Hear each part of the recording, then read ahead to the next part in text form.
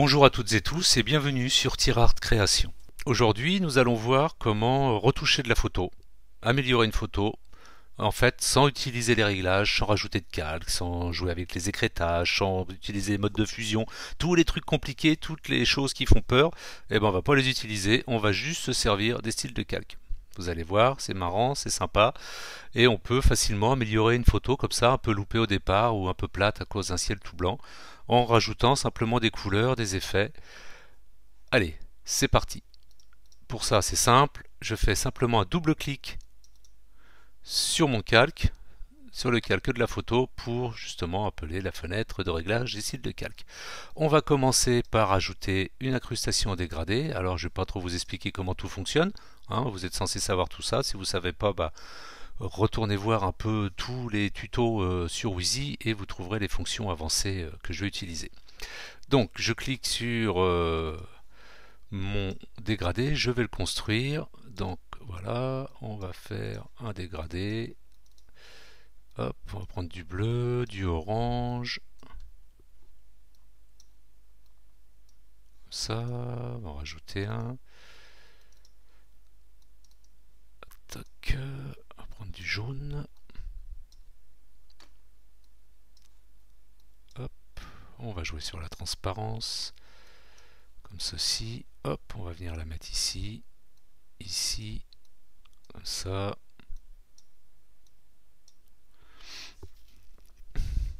Allez, on va déjà y aller comme ça. On va jouer sur l'angle. Hop, on va venir placer là. Je vais le mettre un peu en biais. Je vais m'en servir pour faire en fait une ligne directrice, une ligne de force pour induire le regard de l'observateur pour l'aider à circuler dans la photo. Je vais mettre ça en mode produit. Bien sûr, je vais baisser l'opacité.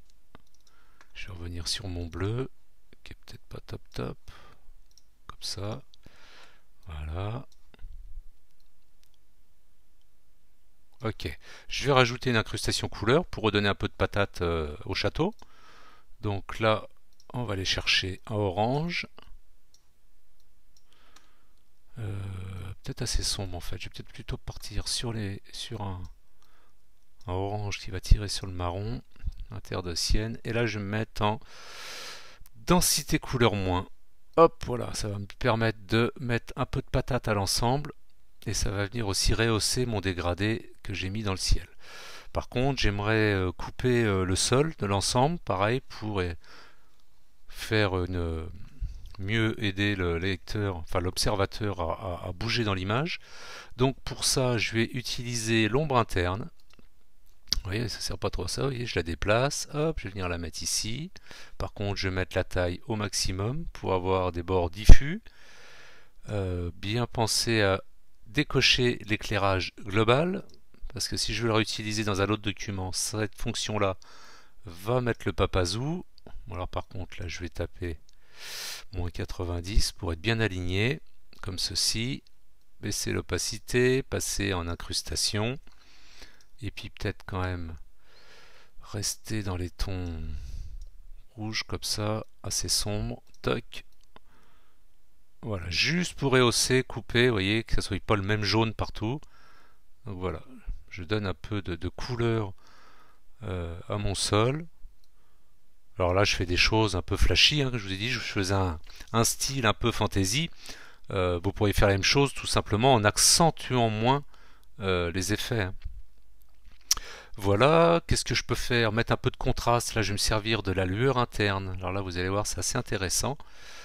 Par contre, donc la taille, vous voyez, tac, je vais prendre l'option centre et la taille à 0, comme ça recouvre toute mon image. Et par contre, à la place du jaune par défaut, je vais venir prendre un gris foncé, enfin du moins en dessous du seuil des 50%. Si je le prenais au-dessus, je pourrais éclaircir ma photo et en le mettant en dessous, je vais venir l'assombrir. Par contre, je vais me mettre en mode incrustation, voilà, pour rien perdre. Et puis voilà, juste pour donner un peu de patate. Vous voyez, si j'avais pris un gris allant vers le blanc, j'aurais pu rééclaircir une image un peu sombre. Bon là, c'est pas le cas.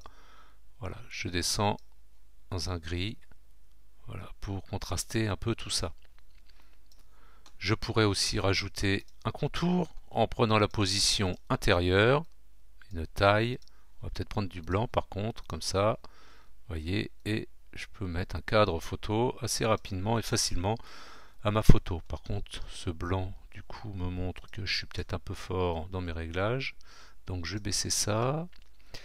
L'incrustation couleur,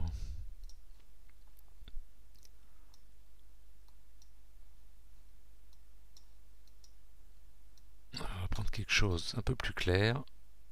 On va baisser l'opacité. Voilà.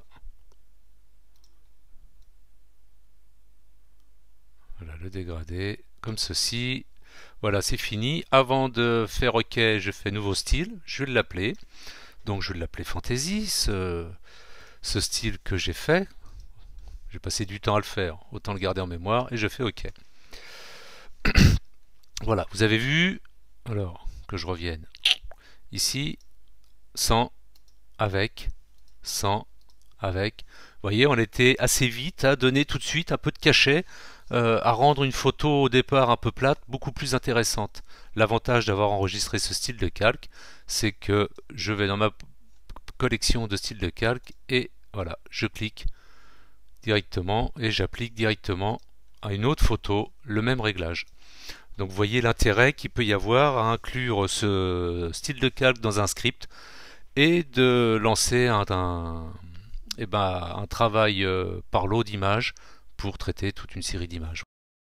Voilà, c'est la fin de ce tutoriel. J'espère que ces techniques vous aideront dans vos créations et je vous dis à bientôt sur TierArt Création.